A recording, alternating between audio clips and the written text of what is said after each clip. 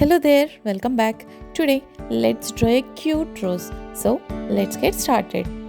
First, draw a oval shape and another one and a very small one.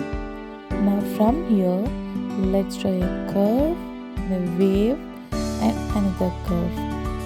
Now, draw a U shape and a curve.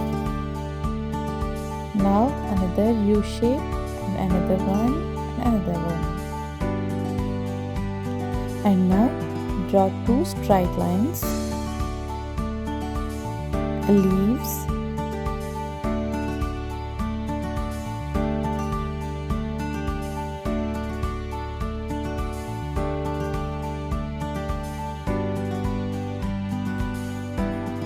and then let's draw the thorns.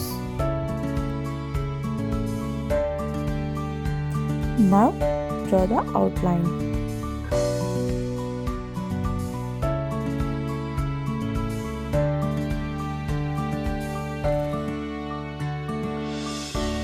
Erase the pencil traces and start the coloring.